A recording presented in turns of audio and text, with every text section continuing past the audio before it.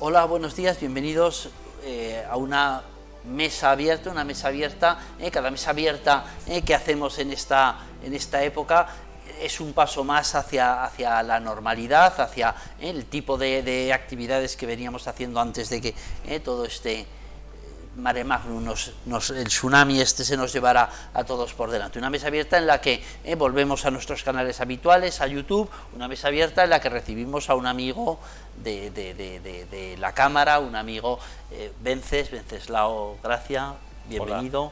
Hola, buenos días, Ramón. Abogado. Vamos a hablar con él de, bueno, como es habitual, de su trayectoria profesional, de su empresa, del despacho familiar del que es socio, de su sector, y vamos a hablar también de crisis empresarial, pero desde el punto de vista de los paliativos, de las soluciones jurídicas. Nos acompaña, como es habitual, Calibo, como en las grandes ocasiones, Óscar Sanz, bienvenido, abogado también, licenciado en Derecho, desde la otra perspectiva, que va a apoyar también la conversación pues desde su especialidad. Bienvenido, Óscar, gracias por estar aquí. Gracias por estar aquí, Calibo. Pues vamos allá, una hora de conversación, Vences. Solemos pedir a nuestros invitados que nos hagan una breve semblanza, su trayectoria, un repaso de su trayectoria profesional, antes de empezar a hablar de la empresa, de su trayectoria profesional, que en tu caso estás incorporado a un despacho, a una empresa familiar. Quizá va a ser más interesante, yo intuyo, en la parte de los inicios del despacho y de la aventura familiar por parte del fundador del despacho de tu padre, y ese momento en el que ya te integras allí. Cuéntanos. Sí, bueno, pues primero agradecer a la Cámara la oportunidad de venir a explicar un poco cómo somos en Gracia Caravantes Abogados y lo que hacemos. Y es cierto que yo me considero un amigo de la Cámara, porque soy miembro del Club Cámara y participo en muchas de las actividades que hacéis y aparte siempre hablo muy bien de vosotros porque me parece que con los recursos que tenéis hacéis grandes cosas imaginativas y divertidas. Entonces yo he asistido a muchas de las cosas que tú organizas, Ramón, y el equipo de redacción, y la verdad es que me lo he pasado francamente bien en muchos de los eventos. Cuando digo amigo, quiere decir que eres efectivamente cliente, entre comillas, participante, que eso ya distingue a algunos de los socios entre participantes, pero no, es que hay algo especial en ti, en tu talante, en tu forma de ser, en tu, no sé, como algo que invita a confiarte, a una bonomía, o como lo quieras llamar, que hace que de verdad el nivel de confianza que supongo que con los clientes ojalá te pase igual, porque es algo que genera vínculos y relaciones que te favorecen mucho, porque eres, cuando hablamos muchas veces de socios, de gente tal, hablamos de ti, todo el mundo pensamos así, que es que eres una persona que para nosotros tiene ese punto de decir, ostras, ojalá, no sé, muy bien. Me vas a emocionar antes de empezar con la entrevista. Vamos, muchas gracias por tan buenas palabras. De llamarte amigo sale sin esfuerzo, porque es verdad. Parece que no, que hemos coincidido tú y yo en muchos sitios y la verdad es que, bueno, yo lo decía de verdad que me lo he pasado muy bien en muchas de las cosas que montáis y enhorabuena por eso. Bueno, volviendo un poco a la parte un poco más histórica del despacho, como bien apuntabas, nosotros somos un despacho familiar que lo funda mi padre en el año 71. El mayor mérito de lo que somos es suyo, porque mi padre proviene de una extracción social muy humilde, era hijo de obreros, mi abuelo además pues de chaval antes de la guerra era jornalero, en la guerra, o sea, fue de los que perdió la guerra y estuvo 6 años o 7 en un presidio hasta que lo liberaron. Y bueno, tuvo que empezar su vida de nuevo después de la guerra civil y de la prisión. Y entonces era una familia de obreros muy humilde, trabajaban los dos, vivían en una casa realquilada en la Magdalena, y mi padre era hijo único, y a pesar de los pocos medios que tenían, desde pequeñito ya detectaron muchos maestros que era particularmente inteligente para el tipo de alumnos que tenían, y propiciaron y convencieron a mis abuelos paternos de que alentaran que Paco, o Paquito, que así lo llamaban, estudiara y empezara a estudiar y se dedicara a los estudios más que más que al trabajo físico. Y bueno, su vocación era ser abogado, porque lo veía en la tele del bar de debajo de casa, veía a Perry Mason, y con 7 añitos, porque ellos no tenían televisión en casa, fue una de estas cosas que compraron después de haber comprado la calefacción, después de haber comprado la nevera eléctrica, y ya muchos años después, ya a base de las horas extras de mi abuelo, pues se pudieron comprar una televisión blanco y negro, pero antes la vocación le había nacido pues en el bar de debajo de casa en la Madalena, viendo series de abogados, y un poco le salió ahí el gusanillo. Entonces él, con mucho esfuerzo de la familia, logró estudiar Derecho, terminó, no tenía ningún padrino, sí que por su inteligencia pues era capaz de concitar buenas amistades con gente que a lo mejor era de una extracción social superior a la que él tenía, o de otra categoría social o de otra clase social en aquellos tiempos. Y bueno, pues empezó poco a poco peleando, trabajando mucho y captando clientes a fuerza de invertir mucho tiempo en estudiar asuntos complejos, y se fue haciendo un nombre que bueno, es el primer, segundo y tercer escalón, como él decía, sobre los que mi hermano, yo y el resto de los compañeros del despacho tenemos que crear, y estamos intentando crear desde hace algunos años, pues un despacho que siga siendo de referencia, más estable y no tan vinculado a una única persona, sino que haya un equipo en el que pues unas veces soy yo, otras veces mi hermano, otras veces los otros compañeros del despacho, los que resolvemos los asuntos en función de las especialidades que hemos ido desarrollando. Pero vamos, yo siempre digo que el mayor mérito es suyo, porque de la nada creó un despacho que ya era un referente en la ciudad y que la gente dice que tiene cierto prestigio y cierta fama de resolver temas complicados, y el que lo creó, lo fundó y lo desarrolló hasta que nosotros retomamos el testigo y lo estamos retomando ahora, fue mi padre. Y esa es un poco la parte histórica del despacho. Jo, que has contado una aventura, digamos, de superación, de construcción de uno mismo, de tal, súper...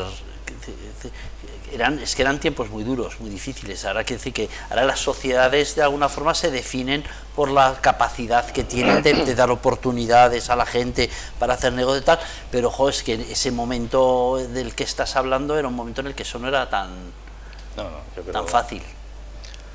Pero yo creo que no era tan fácil. Sí que es cierto que ya había una generalización del acceso a la educación, pero claro, que alguien se pusiera como objetivo y llegar más lejos de lo que era el entorno que veía habitualmente, pues era más difícil. Y ahora sí que es cierto que tenemos mucha más capacidad para aprovechar esas oportunidades. Yo desgraciadamente hay veces que creo que la gente no es consciente de las oportunidades que tenemos, y primero porque tendemos a olvidar la historia reciente de nuestro país, pero también muchas veces no nos comparamos o no sabemos cómo están en otros países mucho menos desarrollados que el nuestro, y las dificultades que hay en esos países para progresar como persona y progresar. Yo creo que una de las cosas buenas que tiene la sociedad española, por mucho que nos quejemos y por muchos de los problemas que puede tener, es que es una sociedad igualitaria, y es una sociedad en la que escalar socialmente no es tan difícil como en la mayoría de los países que no son primero o segundo mundo. Y creo que son cosas que nuestros jóvenes deben de darse cuenta y de aprender y apreciar, que a veces creo que no estamos logrando llegar a eso. Pero bueno, me temo que nos estamos desviando de lo que es la cuestión más profesional, volvemos, y lamento haberme perdido. Ahí, no te preocupes, al revés. Estas son oportunidades que tenemos de conocer a una persona, a un profesional, pero también a una persona y lo que piensa, y cuando pues nos dejamos llevar, pues de alguna forma estamos dando pistas de cómo somos, y yo creo que eso interesa. Veces en un modelo que yo uso a veces en clases o para hablar de marketing, hablo como de la identidad. Entonces hablo como 3 círculos concéntricos para definir una empresa, la identidad de un negocio. ¿Qué es? cómo lo haces y luego una etapa en la que qué significas, a lo mejor buscando conexiones un poco más emocionales. De momento hemos ahondado en la parte central. ¿Qué eres? Pues, ¿qué sois? Sois un despacho de abogados. Pero si tuviéramos que describiros en el círculo, digamos, como más funcional, ¿qué os diferencia de otros despachos de abogados? ¿Cómo se construye la identidad de un despacho de abogados? ¿Qué os hace singulares desde el punto de vista de, no sé, qué ramas trabajáis, la dimensión, elementos específicos de valor que ofrecéis a vuestros clientes? Porque, hombre, en cierto modo, y esto ya sería ir al qué significas, está la figura de tu padre en su momento y las conexiones que lleváis ahora vosotros, pero desde el punto de vista funcional, ¿qué os diferencia? ¿Qué os identifica como despacho? Bueno, yo partiendo una lanza, la abogacía aragonesa en general, la media es muy alta. O sea, los abogados en Zaragoza y en Aragón en general, la calidad en relación con otras ciudades de España es de media tirando a alta, porque nosotros litigamos en distintos sitios y lo puedo ver y lo constato. ¿Qué nos diferencia a nosotros? Nosotros somos un despacho mediano para lo que son los estándares y los tamaños de los despachos en España y en Zaragoza en particular. Las materias que llevamos es civil y mercantil. Como os decía al principio, civil y mercantil en el sentido amplio, porque en una ciudad como Zaragoza no puedes estar demasiado focalizado a una rama concreta, o no puede ser solo concursalista, o no puede ser solo de derecho bancario, o no puede ser solo de inmobiliario, o no puede ser solo de construcción, porque cambia el ciclo económico y se te lleva la corriente. Entonces nosotros somos civilistas y mercantilistas en sentido amplio y con capacidad para estudiar asuntos nuevos que nunca hayamos llevado porque el cliente nos lo pide o nos lo demanda. Quizá eso es lo que nos diferencia un poco más, el que viene un cliente nuevo o un cliente tradicional nuestro con un problema diferente a los que hemos llevado anteriormente y se guarda más o menos relación con el civil y mercantil, pues lo estudiamos, lo trabajamos, porque eso es un poco la manera que nuestro padre nos enseñó a trabajar o para trabajar, y la que nosotros transmitimos a los más jóvenes del despacho, y al final acabas aprendiendo esa materia y pudiendo darle una solución al cliente, al problema que tiene. Porque vosotros sois, o en general, en este negocio, no sé si vosotros tenéis un perfil diferente como despacho, un despacho de abogados es un negocio de clientes o es un negocio de asuntos, es decir, ¿cuál es la estabilidad de un cliente, de la cartera de clientes y cuánto negocio te genera esa cartera, o cuánto dependéis de una actividad, de la actividad de marketing, de captar, de que entre nuevos clientes, nuevos asuntos? A ver, nosotros tenemos una clientela muy estable, porque funcionamos desde el año 71, que el año próximo cumpliremos 50 años como despacho. Tenemos una clientela muy estable. Mi padre tiene clientes que son suyos desde hace 35 años. Yo empecé a trabajar en el 97 y tengo clientes que empezaron a confiar en mí en el año 99-2000 y todavía siguen confiando en mí para llevarle sus asuntos, aunque ese cliente cuando empezó, o esos clientes cuando empezaron eran pequeñitos y ahora facturan 50 millones de euros. O sea que la capacidad de adaptación que tenemos en el despacho nos ha permitido crecer con el cliente y nos permite fidelizar a ese cliente. Entonces, la gran parte de nuestros asuntos son clientes fijos o clientes recomendados por asesores fiscales o referidores de clientes que también han testado nuestra actividad en años anteriores o a lo largo de los años y nos recomiendan a sus clientes cuando sus clientes tienen algún problema puntual, porque no necesitan una asesoría jurídica constante, sino que necesitan ir a un abogado específico de litigios o de concursos o de lo que sea en un momento concreto, pues esta red de referenciadores de clientes pues saben pues que hace 10 años nos remitieron un cliente, que el cliente quedó contento y que el asunto salió todo lo bien que podía salir, y entonces nos vuelven a pasar recomendar a un cliente como para que lo llevemos en el despacho.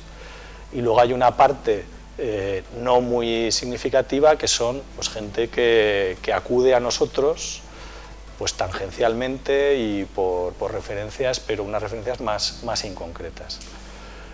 Y hablabas del marketing. A ver, mi papel es un poco el predecir o tratar de pensar cómo va el mercado jurídico y cómo dentro de un despacho tradicional nos tenemos que adaptar en lo que podamos o lo que resulte coherente a las nuevas tendencias del mercado. Entonces, yo veo que cada vez más hay empresarios de 50, 55 y para abajo de edad que, aunque le recomienden un abogado, quiere ver qué es lo que está haciendo ese abogado y lo quiere ver en internet o lo busca en Google o lo busca en LinkedIn para ver un poco lo que vas contando.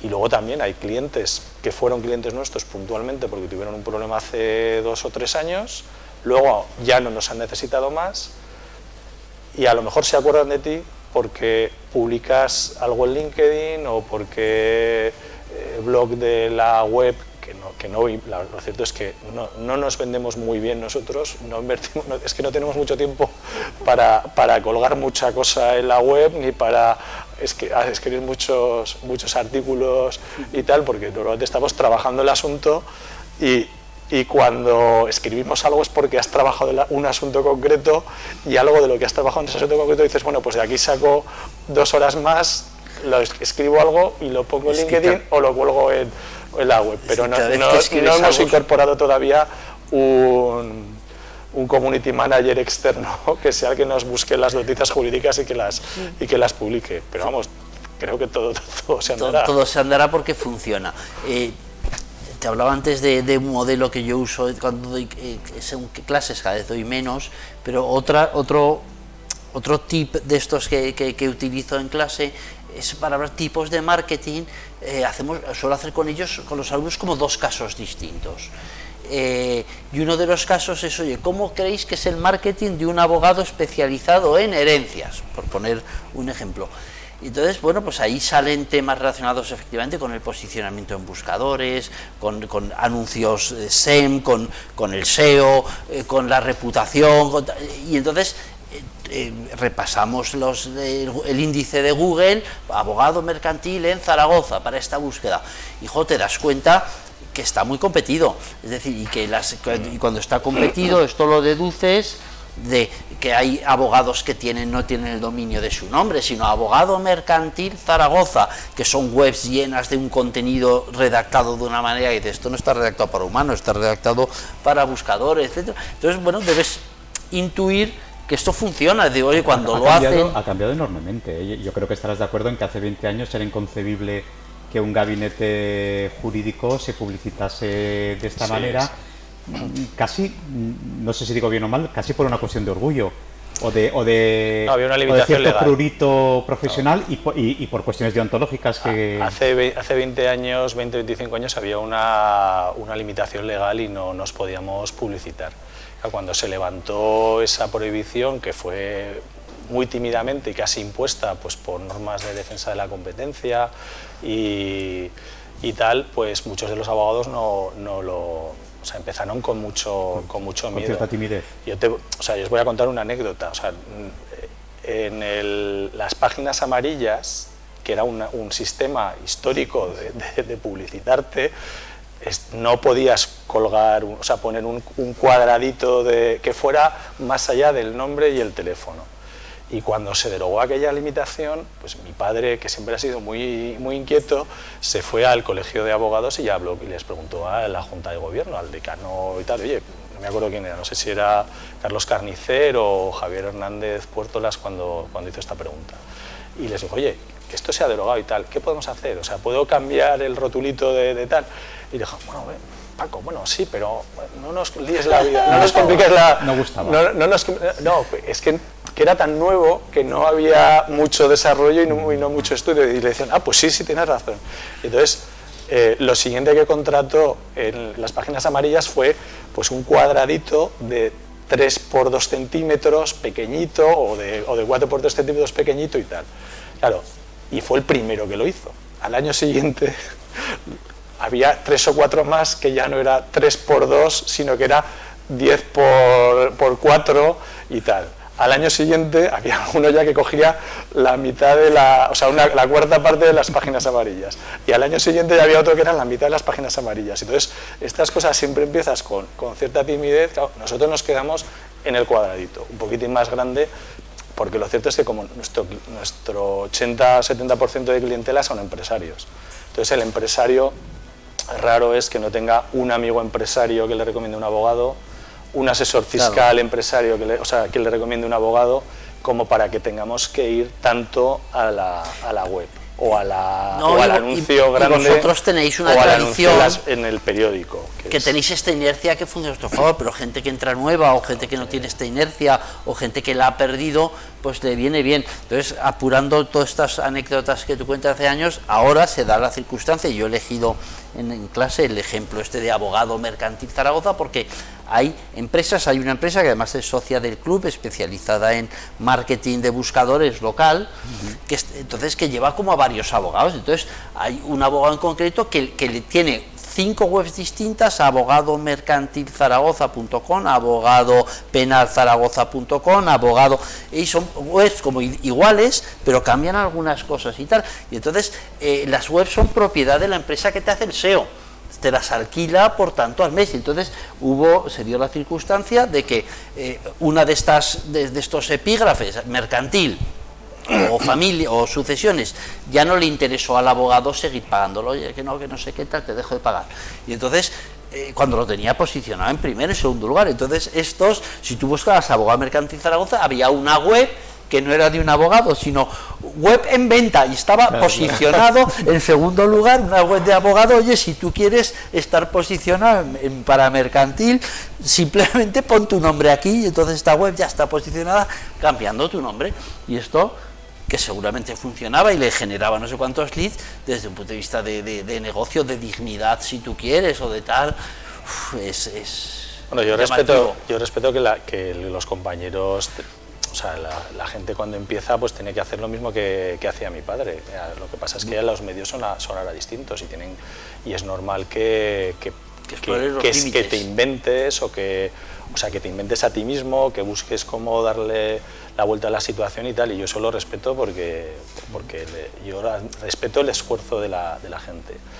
Otra cosa es la gente que hace esa publicidad y en realidad no tienen esa especialidad. O sea, es lo que puede ser lo más peligroso, que digan, no, pues por una cierta ansia de captar clientela, que te abres tanto que luego no tienes una especialidad por la que te estás, que a lo mejor era lo que le pasó a aquel compañero, que claro, se publicitaba como mercantil, y cuando llegaban con una impugnación de acuerdos de socios o con un concurso de acreedores, decía, jolín, pero es que esto ¿cómo lo manejo? No me resulta rentable esto por todo lo que tengo que estudiar, y que seguro que meto la pata y tal. A lo mejor se dio cuenta de eso y dijo, oye, esta página web, tal, el penal, el civil, las herencias me lo manejo bien, pero lo otro, que es mucho más, que no lo sé, pues, que no lo manejo tan bien, pues mejor dejo de captar clientela por aquí, porque ¿Ves qué buena persona es? Que se lo he puesto al huevo allí para que hace una pequeña crítica velada, tal, porque te lo he dicho todo yo, pero no, ha recuperado eso y lo ha puesto a favor de la bondad humana. Cada uno tiene que utilizar los recursos de los que dispone. O sea, entonces, a mí me han llamado de Google, pues estas empresas de posicionamiento SEO, diciéndome, no, pues es que quiere usted salir en páginas web y tal, y no sé qué, y ser el primero. Y digo, mire, es que le he explicado lo mismo que os he hecho a vosotros. Nuestra clientela objetiva son pequeñas y medianas empresas. Si alguna es grande, pues tampoco le vamos a decir que no, pero pequeñas y medianas empresas que necesiten abogado de confianza.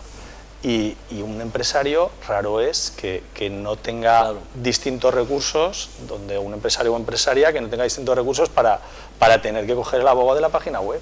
Entonces, claro, le decía, le agradezco la llamada, pero el tipo de clientela a la que nosotros optamos creo que no me va a venir masivamente a través de la página web. Me puede ir a través de una página web en la que trabajemos algo, o a lo mejor este empresario o empresaria pues le hablan regular o bien de mí por un asunto, y dice, bueno, voy a echarle un vistazo a ver la web. Y entonces dice, vale, pues además se mueven y son modernos y veo que cosas que a lo mejor la persona que me ha recomendado no sabe porque nos vendemos muy mal, pues coge mirando la página web y dice, pues mira, yo lo estaba mirando para un tema de concurso de acreedores, pero resulta que también llevan temas de derecho internacional o me pueden buscar un abogado para una exportación o me pueden ayudar a implantar una empresa en México o tal. Para eso me sirve la web, para que vean eso y también para que, bueno, pues que puedan comparar y recibir más información, además de la de que el amigo, amiga o contacto le haya podido dar. Pero respeto que haya gente que si su core de clientela, su target de clientela sea el cliente particular, que nosotros también tenemos clientes particulares, pero es una parte que vienen también recomendados, pues no... respeto que haya compañeros que peleen el mercado de esa manera. Veces antes has dicho que una de las ventajas de no ser un abogado súper especializado en una disciplina es que os permiten sortear los ciclos económicos, que hay momentos en los que lo que se demanda masivamente es una cosa y en otros momentos otra. ¿En qué momento del ciclo estamos? ¿De dónde venimos y en qué momento del ciclo estamos? Pues lamentablemente yo creo que de aquí a unos meses vamos a tener mucha actividad en concursos de acreedores e insolvencias. Y digo lamentándolo porque, aunque es una de las cosas que llevamos en el despacho y que se nos da bien y que dicen que somos un referente en la materia en la ciudad, porque somos abogados de concurso de acreedores, pero administradores concursales, nos designan los jueces de Zaragoza, Huesca y Teruel y de alguna otra provincia cercana como administradores concursales, y entonces es una actividad en la que no se nos da mal y que nos permite tener bastante trabajo. Pero lo cierto es que a nosotros nos gusta más construir, y gente que viene, que monta un negocio, que ha crecido tanto que está pensando en ampliar, montar algo en otro sitio, que una delegación en Estados Unidos, no sé qué. O en Francia, o que está exportando, o que quiere invertir en España, o cosas así, y eso es mucho más creativo y más alegre. Pero yo creo que la situación, el COVID nos va a cambiar la economía tremendamente. La crisis del 2008 fue un poco secuencial, empezó en el ladrillo y del ladrillo pasó a otros sectores y terminó en la banca, o sea, porque incluso en los despachos de abogados, porque todo esto al final es un ciclo, y sin embargo la crisis del COVID pues va a tocar a muchos sectores a la vez. El turismo es fundamental para la economía española, la aragonesa también, pero no tanto, pero el turismo en el que España es especialista es el turismo masivo, la playa, el sol, el restaurante, el chiringuito, el que vengan, no sé, el año pasado vinieron 88 millones de turistas a España, el 20-25% británicos. Pues el PIB español, un 13% es el turismo. Pues si el turismo baja del 13% al 7% o al 6% del Producto Interior Bruto, o recibimos menos de la mitad de los turistas que recibimos el año pasado, pues eso va a acabar siendo menos camareros trabajando, menos gente que trabaja en la hostelería en el turismo, menos ingresos de esas personas, más paro que tenemos que pagar entre todos y más subsidios que tenemos que contribuir entre todos, y al final eso será menos gente consumiendo, menos gente comprándose un teléfono móvil, menos gente cogiendo el producto que no sea la marca blanca en el mercado, menos gente yendo a una tienda de ropa de nivel medio a comprarse algo que sea más barato que lo de Zara o lo de Primar, o sea, perdón, más caro que lo de Zara o lo de Primar, y al final eso nos acabará repercutiendo a todos, y a la vez, pues todo a la vez, pues como afecta a muchos sectores a la vez, pues el parón del automóvil, pues de la fabricación, la incertidumbre, y como además yo creo que hay una conciencia de que esto va a ocurrir, pues mucha gente se está retrayendo y está teniendo mucha prudencia en las cosas en las que se integra. Ahora estamos un poco eufóricos porque hemos estado 3 meses confinados, ahorrando mucho, porque hemos gastado poco durante estos 3 meses y ahora salimos gastando un poquitín. Hay gente que está gastando ese dinero en cosas un poco por la mejora de la casa o la mejora de los medios técnicos que tenía en casa, pero yo creo que en septiembre o octubre vamos a tener una situación desgraciadamente compleja a nivel nacional y eso no es bueno para nadie. Bueno, es lo previsible, ya veremos. Ahora hemos estado aquí con una empresa de retail potente, una cadena nacional, y les ha ido muy bien el arranque. Se dedican a los electrodomésticos y a la informática, etcétera, y hablaban de un mes de junio con un crecimiento del 30% respecto a junio del año pasado, y un mes de julio que ha arrancado con un 12% de incremento respecto al julio del año pasado. Es decir, el boom se va moderando, pero aún así cifras muy por encima de tal. Pero como muy bien dice Vences, estamos viviendo una especie de espejismo. Sí. Yo creo que es una situación que tampoco obedece al entorno económico real. Es decir, el entorno económico real todavía lamentablemente es el de los ERTEs, que dejaron de ser ERTEs para convertirse en cosas peores. Pero, a ver, quizás psicológicamente también necesitábamos refugiarnos en este espejismo, en este oasis, no sé hasta qué punto certero. Ya, pero a lo que voy es que sí, que es lo previsible, y lo previsible además es lo que suele pasar. Ya se decía en la crisis del 2008, la crisis del 2008 en España y en Aragón, en Zaragoza, por el efecto tal, más tarde, y efectivamente, que fue así.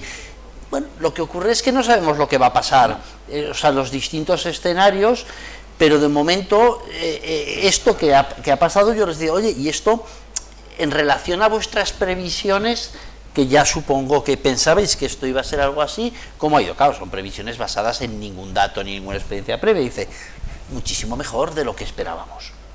Bueno, oye, que a lo mejor hay margen todavía, no lo sé, para que esto, pero bueno, al final tampoco estamos hablando de eso. Es decir, estáis preveyendo problemas de algunas empresas, de algunos sectores, porque también esto es como muy desigual. No solo yo, Ramón, perdona que te interrumpa, lo prevé el gobierno, de manera que el primer decreto o el segundo decreto que aprobó ya incluyó medidas en tema concursal y establece las empresas tienen unas obligaciones de, si estás en situación de disolución o de insolvencia, tienes X meses para tal, y el gobierno aprobó, 2 meses no, hasta el 31 de diciembre. Y para hacer tus números de ver si estás en situación de disolución conforme a las cuentas de la sociedad y tal, no se tienen en cuenta las pérdidas del 2020. Y en el 2021 veremos qué tal. O sea, todo esto es porque el propio gobierno lo prevé eso. O sea, y luego incluso temas de concursos de acreedores ya abiertos y con convenio, pues si una empresa tiene un convenio aprobado de acreedores, tiene que hacer unos pagos en unos plazos pactados en aquel convenio, y si no los hace, un acreedor puede instar la liquidación de la sociedad por incumplimiento del convenio. Bueno, pues el gobierno aprobó que durante 6 meses ningún tercero puede provocar el cierre, y que si hay una solicitud de cierre por incumplimiento de convenio, el juez de lo mercantil avisa a la empresa por si quiere hacer una propuesta de modificación de convenio. O sea, que el propio gobierno ya intuye esto desde 15 días después del inicio del estado de alarma, con lo cual algo habrá.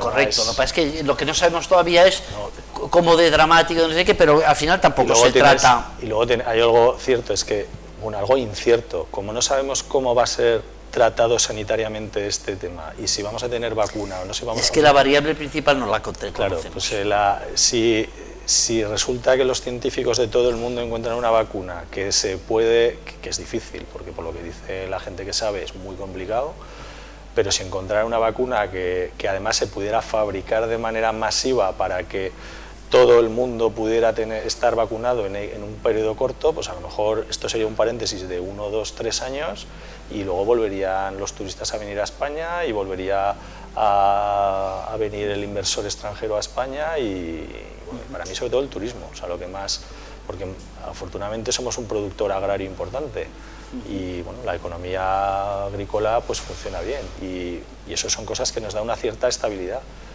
pero las el turismo y exportaciones... todo el arrastre que tiene de tal, está claro. Iba a entrar ahora a veces en, digamos, en aspectos un poco más técnicos de tu profesión. Es decir, hemos estado hablando hemos citado legislación pues de concursal, cierres de empresas, es decir, legislación que ordena que eso se haga de una manera en la que los derechos de los acreedores estén lo más posible, pero antes de eso, el derecho, vuestro trabajo incluye la gestión de herramientas que a priori intentan salvar las empresas, sí, que esto no llegue a ese punto. Cuéntanos un poco el escenario de medidas que tienen disponibles las empresas, en qué orden operan y más o menos cuál es su ámbito de actuación. Bueno, aprovechando que te tenemos aquí, podemos aprovechar para aprender sobre este tema. Bueno, a ver, lo cierto es que el concurso tiene que ser la última solución y el último paso, pero hay que tenerlo en cuenta porque si llegas tarde al concurso de acreedores ya no hay mucho que hacer, pero antes las empresas tienen varios mecanismos para no tener que llegar a ese punto. A ver, con el cierre de, por poner un ejemplo, una pequeña empresa que haya tenido que cerrar su actividad durante el COVID, pues puede negociar con sus acreedores pues mayores pagos, mayores plazos para pago, alguna reducción, y lo cierto es que como hay una cierta empatía entre todos, porque hemos visto y hemos sufrido esto a la vez, la gente es bastante receptiva. Nosotros durante el confinamiento hemos ayudado a revisar contratos de arrendamiento, diciéndole al arrendador, bájale la renta, porque si no te vas a quedar sin inquilino, y además jurídicamente hay fundamento para que el inquilino te pida la revisión de la renta, porque hay una cosa que todo el mundo hemos aprendido estos meses, que son la fuerza mayor, el caso fortuito, la cláusula rebus sic stantibus que está en el Código Civil. A ver, vosotros habéis dado webinars de estos, o sea que... No, sí, hombre, otra cosa es que los hayamos dado nosotros, pero de los pero ha venido gente que lo ha explicado. Entonces... Pero en la carrera el rebus sic stantibus esto se decía y nunca sabías cuándo se podía aplicar una cosa de estas, y aquí nos lo han puesto ya a huevo. Cuando decidimos teletrabajar, yo dije, seguro que nos van a preguntar sobre esto. Y hace 10 años ya tuve que hacerle un informe a un cliente que vendía a un país o exportaba a un país de estos sujetos a sanciones internacionales con carácter periódico, y me dijo, oye, los del país X no me están pudiendo pagar. ¿Qué les digo yo a mis proveedores, a los que les tengo que pagar, que me den más plazo para cumplir los pagos? Entonces me tuve que empollar la fuerza mayor y la rebus sic stantibus.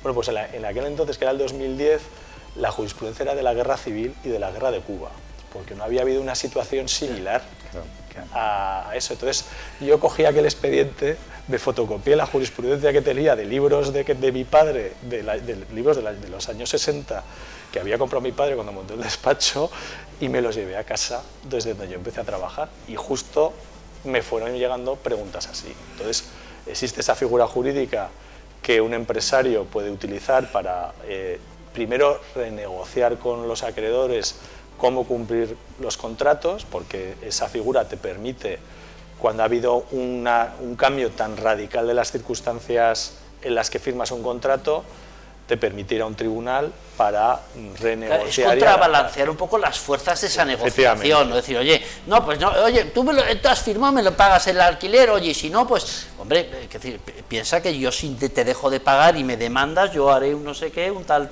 Claro, entonces se puede jugar con esa herramienta y explicárselo a la otra parte para que entienda que si no va a ir a un juzgado en el que a lo mejor le dictan algo peor para él, o sea, más equilibrado en favor del que lo demanda y menos de tal. Y aunque solo sea, perdona que te interrumpa, para decir, oye, es que la litigiosidad deriva de esto, que hace que si está tan claro que tú tienes razón, es que no tengo nada que hacer, pero si no está tan claro, oye, yo puedo decir, oye, vamos a por todas. Es decir, que aunque al final puedas tú tener razón o no sé qué, y hay un escenario ahí de posible litigiosidad que ya te echa un poco, que decir, que balancea las fuerzas. Sí, ¿no? Y luego te genera incertidumbre porque no sabes cuándo te lo van a resolver. Claro. Zaragoza funciona muy bien en comparación con el resto de España. Somos una ciudad en la que los juzgados que tenemos funcionan muy bien, tenemos buenos letrados de la Administración de Justicia y buenos jueces, y somos muy rápidos, o son muy rápidos en comparación con otros sitios donde se te pegan 7 meses para admitir a trámite una demanda,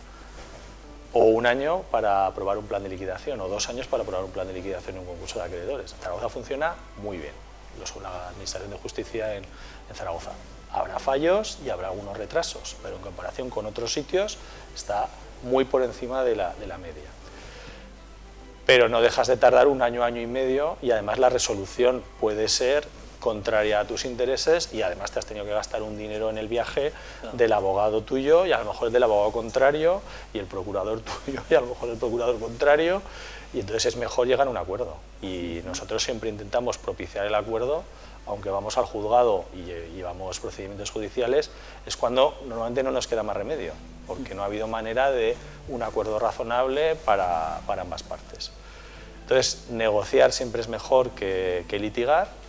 Se puede hacer de común acuerdo, como estamos comentando, y hay otros instrumentos que a lo mejor le permiten a las dos partes confiar más en la negociación. Y la Cámara de Comercio tiene un sistema de mediación civil y mercantil que permite plantear una disputa, una controversia o la revisión de un contrato a un mediador que es absolutamente neutral y que trata de acercar posturas entre las dos posiciones. Entonces, claro, cuando ya pones un tercero neutral que le da una opinión a una parte y la misma opinión a la otra parte, que además las partes han compartido con él lo que son las evidencias de su razón, o incluso las cartas que se guardan en la manga, las comparten con el mediador, pero el mediador no puede transmitírsela a la otra parte, pero sí que le puede decir, mire, que en el juzgado a lo mejor le sacan algo que le desmonta a usted la historia. Mejor es que llegue usted a un acuerdo.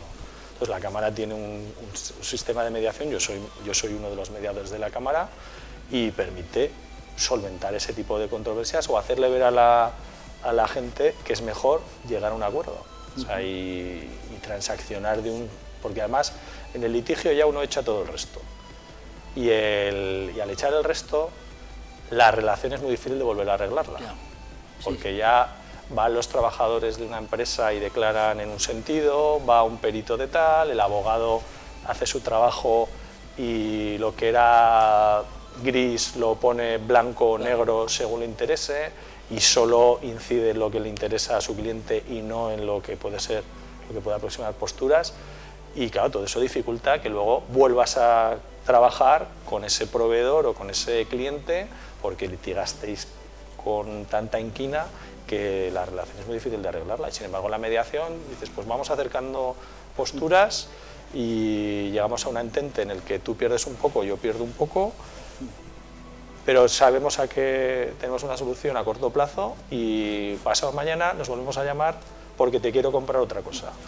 En la fase para hacer esto, en esa caída al abismo que acaba con el concurso, en la fase en la que estamos, hemos puesto a prueba un poco el talante negociador y de revisión de contratos. En tu experiencia con tus clientes, en tu entorno, ¿esto cómo funciona? Lo que es la mediación en sí. La mediación y la renegociación de los contratos, es decir, ha habido allí, se han cumplido las expectativas que podían tener las empresas para moderar un poco el impacto de costes fijos. Teniendo en cuenta el COVID, o sea, te refieres adaptándonos a las circunstancias que estamos. Yo creo que la gente ha sido bastante comprensiva. Bastante comprensiva. Nosotros hemos visto arrendatarios que le pedían al arrendador la revisión de la renta y bueno, pues han acercado posturas para llegar a un entente.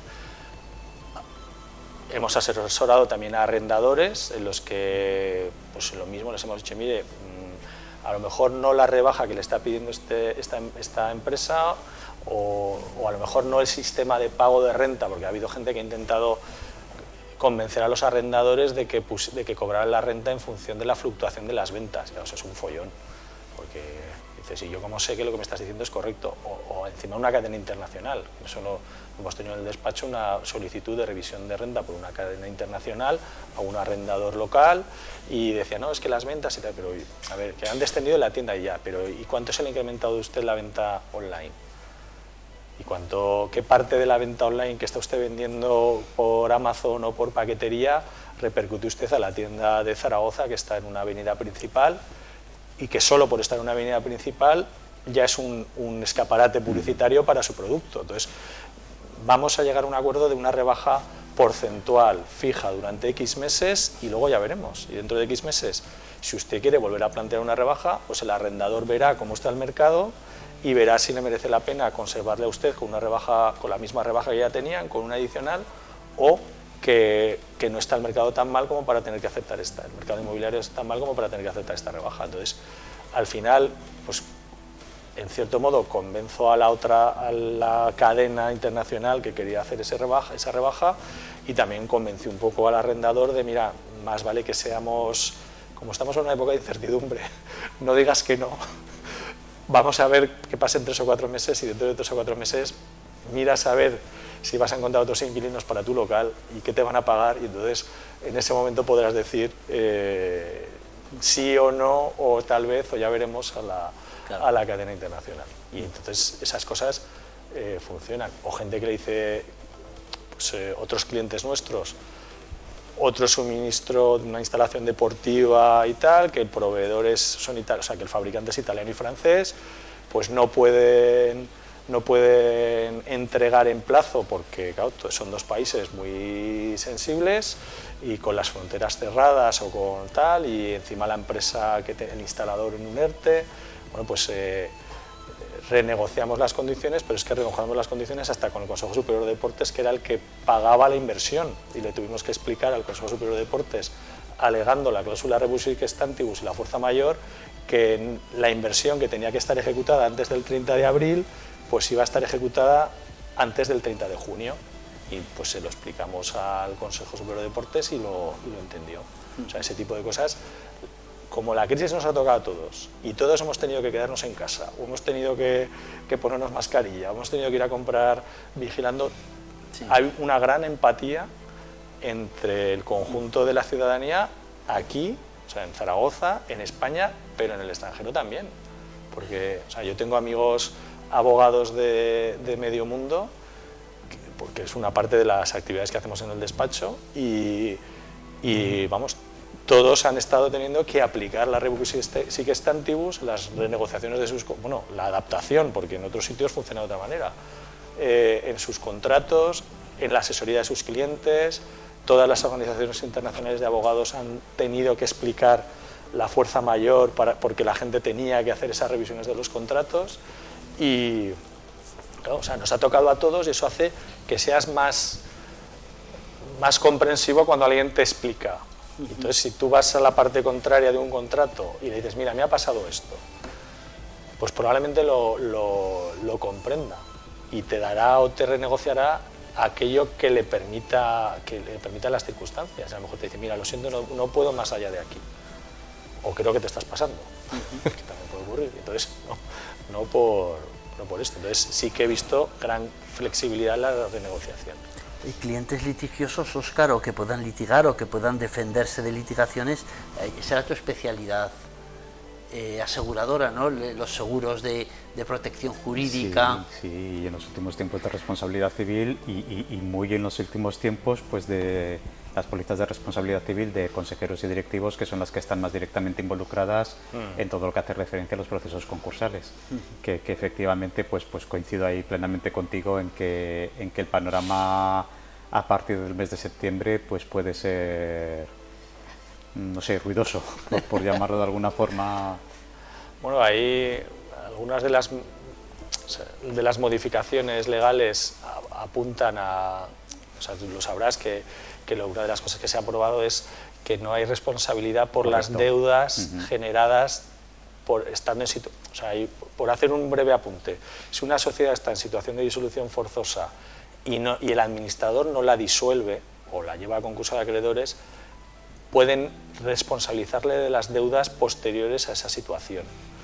Bueno, pues una de las cosas que aprueba el Gobierno es que no se le responsabiliza a los administradores que estén en situación de disolución forzosa por el COVID, por las deudas después del COVID. Entonces, claro, ¿cuál es el mensaje implícito de eso? La persona que tenga una empresa que no la quiera, que no le vea futuro, que no la quiera salvar, Espérate. cierra o se espera o echa la persiana directamente, porque como no le van a poder, o sea, la SL que tiene una tienda de ropa o un bar, como no le van a poder derivar responsabilidad al administrador, pues a lo mejor en lugar de complicarse la vida con un concurso de acreedores, dice, bueno, pues he hecho un cierre que no me van a caer las deudas de la sociedad posteriores al COVID por esta aprobación. Entonces, hay cosas que es así. Entonces, el concurso de acreedores yo creo que va a ser sobre todo para gente que quiera intentar salvar la empresa. Y eso es bueno que se lo planteen cuanto antes. O sea, si ven que no llegan a acuerdos suficientes con sus acreedores para renegociar las condiciones de pago o sus obligaciones y tal, y ven que no hay manera de convencer a una mayoría como para que su situación le dé oxígeno para continuar, pues a lo mejor tiene que empezar a plantearse un concurso de acreedores, y conviene que se lo plantee con tiempo, porque el concurso de acreedores, si lo inicias ya cuando ya estás demandándote embargado y sin tesorería, pues es muy difícil levantar la actividad o recuperar la actividad. El concurso de acreedores es una figura que de alguna forma protege ante una emergencia con la perspectiva de la continuidad de la negocio. Puede ser para continuar o liquidar. Debiera ser la finalidad social teórica, debiera ser favorecer la continuidad de aquellas empresas que están pasando un cierto grado de dificultad, pero que tienen todavía mimbres para mantenerse en el tiempo. Lo que pasa es que la gente, yo creo que ha cambiado y que los empresarios ahora son más conscientes de que el concurso de acreedores puede ser una oportunidad para reflotar la empresa, pero hay mucha gente que por orgullo, un poco de vergüenza, tienen un poco de prurito a decir, yo no quiero hacer concurso de acreedores. Entonces lo van postergando tanto que cuando lo plantean ya no tienen tesorería, les sobran la mitad de la plantilla que es el administrador concursal, o sea, que la tienen que despedir después de la declaración de concurso de acreedores. Entonces eso es un crédito contra la masa. O sea, en un concurso, perdonad que os conté rollo ahí. En un concurso de acreedores tienes créditos concursales, que son los generados antes de la declaración del concurso de acreedores, y créditos contra la masa, que son los que se generan después de la declaración de concurso de acreedores. Entonces, los créditos contra la masa se pagan antes que los demás. Si tienes que despedir a tus trabajadores después del concurso de acreedores, les tienes que indemnizar como un crédito contra la masa, a ellos o al Fogasa. Y entonces es una tesorería que no tienes para pagar al contado a tu proveedor para que te siga suministrando y poder seguir funcionando. O es una tesorería que no tienes para ofrecerles un convenio a los acreedores en los que les digas, mira, necesito 5 años de aplazamiento y 5 años de quita, o sea, y el 50% de quita de la deuda, o el 30% o el 40%, pero te voy a pagar ya un 5%, porque he salvado esa tesorería antes de hacer el concurso de acreedores, o porque me debían un dinero que lo he conseguido recuperar y tal. Claro, es más fácil que la gente te vote un convenio cuando ven que ya están cobrando algo, que no cuando dices, sí, vamos a estar 2 años sin pagarte nada y dentro de 3 ya veremos. Pues esa tesorería es fundamental para pagar a los trabajadores que se van a seguir trabajando. Entonces hay gente que va al concurso de acreedores, pues ya cuando le debe el IVA de un año a la agencia tributaria, lo cual es una prueba de que llevan un año perdiendo un 21% por lo menos, porque si el IVA se lo recaudas a la agencia tributaria y le debes el IVA de un año, es que llevas un año perdiendo ese porcentaje, y sin embargo te vienen al despacho con esa situación ya y le dices, es que esto tiene muy poco... Y sin embargo, si se inicia antes, si la gente va haciendo sus números y dice, pues mira, ahora estoy bien y tengo tanto en el banco y tal empresa me va a pagar tanto y tal, pero dentro de 3 meses no, lo voy a tener peor, pues dicen, mira, voy a tener que hacer ya un ERE de extinción porque me sobra X% de la plantilla, que aunque sea duro, es la manera de salvar al resto de la plantilla, o sea, de salvar el resto de los puestos de trabajo. Y son decisiones que se tienen que adoptar meses antes de de tener que ir a ese punto. Y dice, bueno, ¿y el concurso de acreedores? Bueno, pues necesito tanto de tesorería y necesito explicárselo a este proveedor. Dime, mira, voy a hacer esto, pero es con este plan y voy a acabar en este sitio tal. Entonces eso lo tiene que hacer meses antes del momento en el que ya iba a estar en un default y no iba a poder pagar las deudas. Entonces, estábamos hablando de vuestra actividad, la actividad mercantil, civil, toda esa derivada con la que empezó especializándose tu padre, vosotros sois administradores concursales, sois mediadores, pero otra de las cosas que llama un poco la atención de vuestro planteamiento, de vuestra oferta, es como vuestra orientación hacia la internacionalización. Tú hablas perfectamente francés e inglés, tenéis acuerdos con otros abogados, con redes internacionales, ayudáis a las empresas en negocios, en trámites, en litigios que involucren varios países. Tú mismo tienes una relación con la Cámara Franco-Española, de la que eres delegado aquí en Zaragoza. Cuéntanos un poco de si eso es normal, es habitual, es algo diferencial, cómo surgió y hasta dónde llega vuestra capacidad de ayudar a las empresas en elementos de internacionalización. Bueno, esto hablábamos, antes Óscar lo decía, lo de la capacidad de adaptarte al ciclo económico, que es importante. Nosotros antes de la crisis, yo empecé a trabajar en el año 97, con asuntos variados, del 2000 al 2000, o sea, variados por lo que decía antes, que no puedes estar demasiado especializado. Pero del 2000 al 2008, una gran parte de nuestra actividad era la construcción, porque era algo inmobiliario. Teníamos clientes promotores, constructores, gremios y tal. En 2008-2009 empezó, aquí en el resto de España en el 2008, aquí en el 2009, porque la Expo fue un balón de oxígeno para Zaragoza y para Aragón en general, pues empezamos con los concursos de acreedores. Pues abogado de concurso de acreedores, administrador concursal. Y en el 2012, que en el papel que os contaba antes de dónde vamos a estar dentro de X años, pensé, la crisis terminará afortunadamente, la actividad concursal reducirá y nosotros siempre hemos tenido varios de nuestros clientes con una vocación internacional, o bien participados por empresas extranjeras del sector del automóvil, o bien muy grandes exportadores, pues que el 80% de su facturación es exportación, y siempre me tocaba leer contratos en inglés. Mi inglés es bueno, pero no perfecto, como has dicho, te lo agradezco, y el francés es bueno, pero no es perfecto, no es bilingüe, que ya me gustaría, pero vamos, entiendo un contrato en inglés, participo en conversaciones en inglés y en francés, pues porque mi mujer es francesa, y entonces eso me dio también otra entrada. Y en el 12 dije, a ver, esto tarde o temprano la crisis terminará, necesitamos buscar los clientes que hemos perdido durante la crisis, no porque se nos hayan ido, sino porque han cerrado, y no hay muchos despachos de tamaño medio en Zaragoza que hagan esto. Entonces dijimos, pues vamos a salir fuera. ¿Qué podemos hacer? Bueno, pues hay organizaciones internacionales de abogados, hay seminarios, hay cámaras donde puedes participar. Entonces empecé a ir al extranjero a seminarios de derecho en Milán, en París, en Estados Unidos, y empecé a conocer abogados con los que, pensando un poco en ser el abogado de sus clientes cuando tienen un problema en España o cuando invierten en España, y al final hemos sido también los abogados de los clientes españoles cuando salen fuera, porque claro, nosotros no tenemos una red cerrada de abogados, tenemos un centenar de contactos de abogados que son amigos, que ya, o por lo menos conocidos, que los veo casi todos los años en un congreso, que nos escribimos un WhatsApp o un correo electrónico de vez en cuando. Entonces,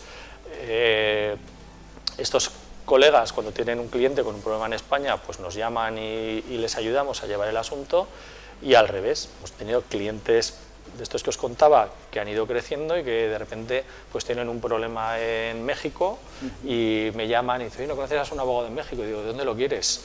En México charro, en el centro, en el Yucatán, la costa del Pacífico, la costa del Atlántico, de inmobiliario, de mercantil, de tamaño, o sea, despacho americano, pero con socio, que es el que yo conozco en Monterrey, o despacho mediano equivalente al mío, tal. Bueno, que era un mercantilista en México DF, y si es posible que me reciba dentro de 15 días. Digo, pues mira, casualmente la semana que viene me voy a Washington a un congreso y voy a ver a fulanito, a Carlo Canizzo, que es el socio de un despacho de 30 abogados de México DF, y quedaré con él, me tomaré un café para que te reciba una semana después del congreso en México DF. Y el cliente encantado, vamos, diciendo, jolín, mi abogado de provincia es capaz de montarme una reunión con un abogado equivalente a él y tal. Y ya si mi amigo Carlos además le hace un descuento del 20% en sus honorarios, pues el cliente ya encantado de la vida. Y, o sea, que ese tipo de cosas son las que me están funcionando, las que nos están funcionando después de bastantes años sembrando y estableciendo relaciones. Y hay muchas cosas que nos surgen, ¿no? Es una parte de nuestra actividad que además me permite aprender y me permite intuir por dónde estará la abogacía en España dentro de 10 años, porque sobre todo con los despachos norteamericanos, pues yo creo que los americanos son a la abogacía lo que los alemanes a la ingeniería. Entonces ves un poco qué cosas van haciendo los norteamericanos que ya lo era Perry Mason, ¿no? Que ya es Perry Mason, efectivamente. Y entonces ese tipo de cosas las voy haciendo, y luego pues compañeros, clientes que en un contrato, ya sin que el compañero nos cobre, pues cliente que en un contrato dice, oye, que me dicen que sometamos la discusión al arbitraje de la Cámara de Comercio de Zúrich. Entonces llamo a un colega o le escribo a un amigo árbitro suizo con el que me he tomado cervezas y en estos congresos y tal, y digo, oye, Tobías, ¿me puedes decir qué tal es el arbitraje en Suiza para este tipo de cosas y tal, y no sé qué? Dice, bueno, aparte de caro, lo fundamental en esta figura jurídica, que es la que tú me estás preguntando, consideramos esto y esto. Entonces se lo digo al cliente, digo, mira, el riesgo que teníamos, creo que era un lucro cesante, o sea, el miedo de que el lucro cesante fuera demasiado inflado o si fueran conservadores.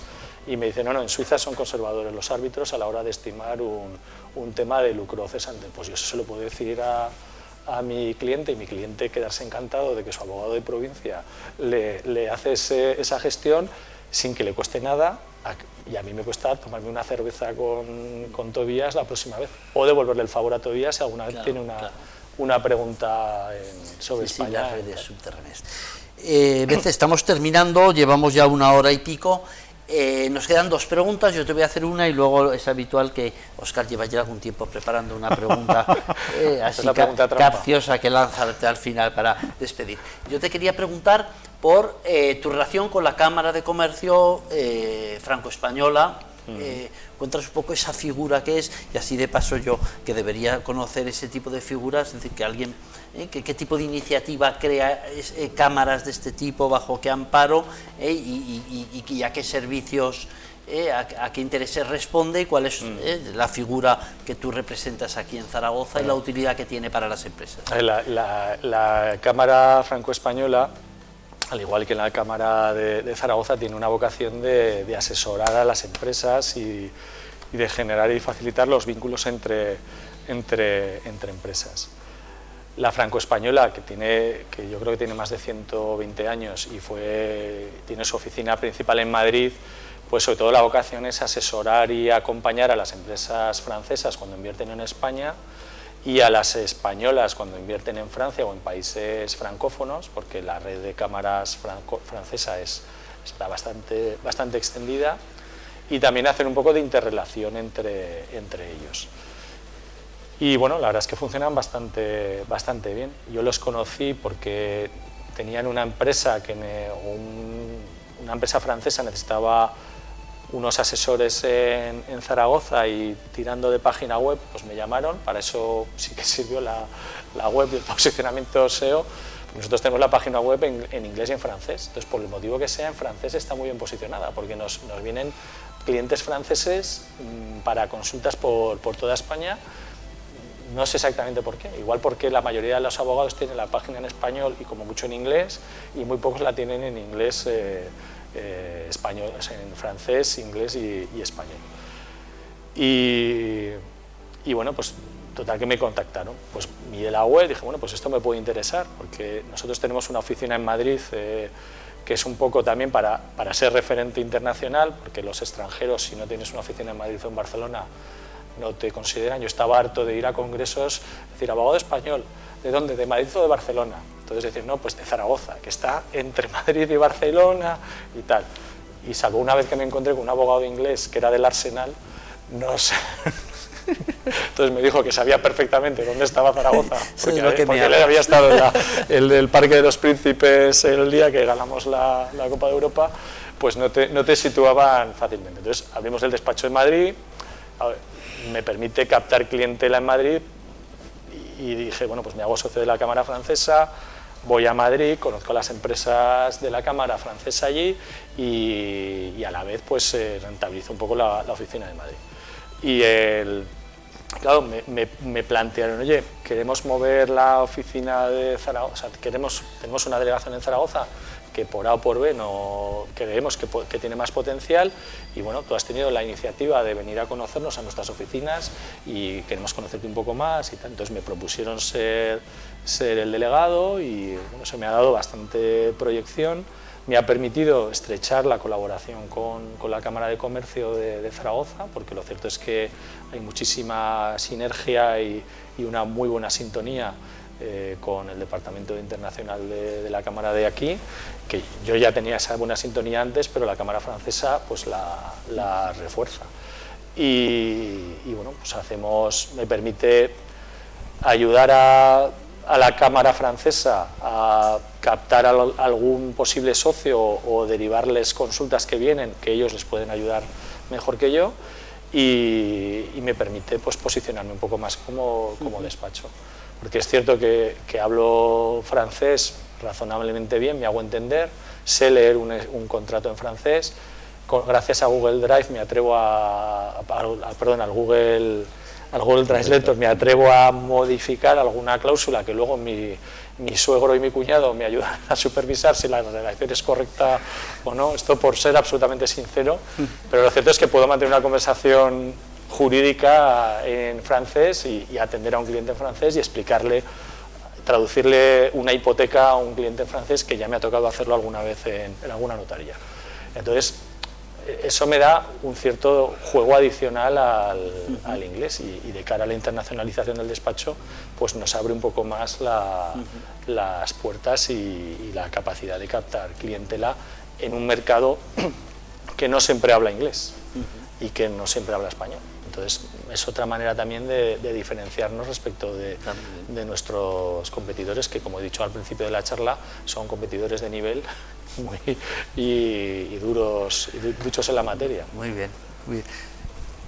Óscar. Bueno, a mí la verdad es que me ha gustado mucho y me he sentido plenamente identificado con el comentario que has hecho del abogado de provincias. Me encanta, me siento absolutamente identificado, porque esa misma sensación de corredor de provincias la he tenido muchas veces y lo cierto es que aquí somos la leche. Y es algo que yo creo que no acabamos de conseguir que nos reconozcan de alguna forma, pero sí que es de alguna forma también es cierto que cuando utilizas tus argumentos como abogado, como corredor de provincias, etcétera, la cosa funciona. Y yo, claro, lo que te quería preguntar, desde esa perspectiva de abogado de provincias y dicha con todo el cariño del mundo, ¿cómo te sientes? Porque seguro que os ha pasado cientos de veces cuando tenéis enfrente a estos gabinetes jurídicos de complicadísimos nombres con apellidos americanos y demás. Sí. ¿Qué sensación te genera? Y sobre todo, ¿cuál es el resultado final? Bueno, el resultado no depende de tener un gran despacho delante. Está claro. Pero sobre la sensación, yo creo que los aragoneses tenemos una cosa en común, y es que somos bastante irreverentes. Entonces, a nosotros nos gusta el sentido del humor absurdo y somos capaces de no achantarnos por un ejército napoleónico a las afueras de la ciudad o por y somos bastante amigos de llevarle la contraria y decir, mire, yo es que no estoy de acuerdo con usted, por tal, a veces no tenemos razón, pero lo que no hacemos es asustarnos. Cuando queremos que el otro, por muy grande que sea, no tiene razón en algo que dice. Entonces yo creo que ese punto de irreverencia, que no quiere decir que trates a la gente con poco respeto, pero que no te achantas por el tamaño del oponente. Porque tenemos, creo, una cosa de lo que nos define, para bien o para mal, es una capacidad de trabajo y de tenacidad que dices, bueno, lo que me falte porque no tengo medios lo voy a suplir por voluntad. Entonces yo creo que eso hace que no te ciegues de la oropela o de la luz o del brillo del oponente cuando te lo encuentras, que al final son personas igual que nosotros, solo que empezaron en un sitio, en otros escalones más altos que nosotros, y han llegado allí o hicieron un máster en no sé dónde y entonces entraron y tal. Entonces por eso no me achanto, porque no me acongojo cuando estoy con gente que son pues los socios principales de despachos de mil y pico abogados, o al socio principal de la oficina de Londres de un despacho americano de 1.200 abogados, o el socio de concursal de tal. Sobre todo, aparte los norteamericanos son bastante igualitaristas en esto. Yo esa sensación la he visto alguna vez con despacho de Madrid, de renombre, que sí que tienden a hacer eso, pero al final ese grande lo único que tiene es